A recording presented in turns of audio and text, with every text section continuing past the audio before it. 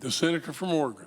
Thank you very much, Mr. President. I want to thank my colleague from New Hampshire, my colleague from Vermont, both giving extraordinarily thoughtful, comments.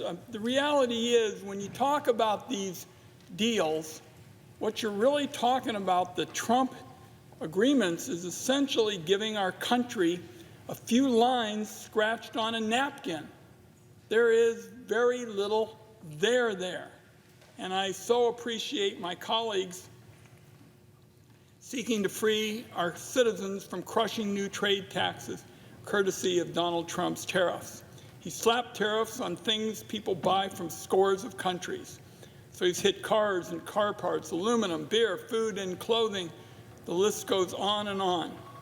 What that means is that Americans are going to pay more to buy the things they need because Trump taxes jack up the price. This month, Donald Trump has been announcing these so-called trade deals with a handful of countries. So as I indicated, these aren't really much. The USMCA, which was something that Donald Trump participated in, was a real trade deal. It was the result of intense negotiations, a transparent process, a bipartisan vote in the Congress. I was honored to be the ranking Democrat on the Finance Committee as we worked together to get this passed. That deal produced real wins for the American people, like Oregon potato growers who were able to ship U.S. potatoes in Mexico for the first time in decades. Donald Trump's latest deals mostly consist of a tariff number, 20% on products from Vietnam, for example, with some sort of fake or vague promise that the rest will be figured out later. Instead of having an enforceable, binding agreement that opens markets to U.S. farmers and manufacturers and small businesses now, as I say, we get a little bit of verbiage put on a napkin or a piece of paper. Not surprisingly, when Trump describes the deals, his story is often enormously different from what these countries say they agreed to. For example, Japan says it will provide up to $550 billion of financing in the United States. That's fine. Donald Trump claims Japan promised to create a $550 billion fund that will be spent at his direction, essentially a personal slush fund. Meanwhile, Vietnam has not even confirmed that it's agreed to the deal that Donald Trump announced. What does our country get in exchange for these higher tariffs that are paid by our people? Significant economic pain. U.S. workers and employers are already getting battered by the trade chaos of Donald Trump. The big three U.S. automakers all announced plunging profits.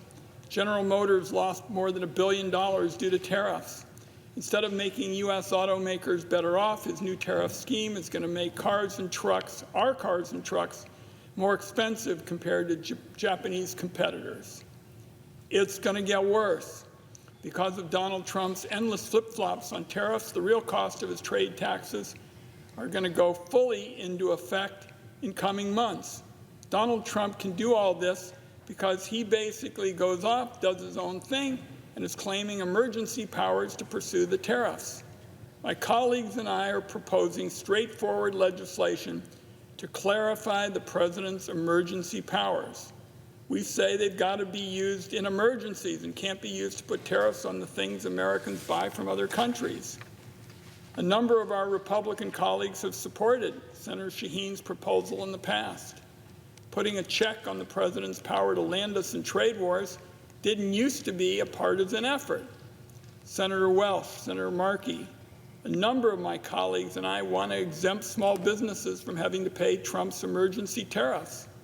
That's because these small businesses are the least able to absorb big new government taxes on the materials they need to buy to make their goods.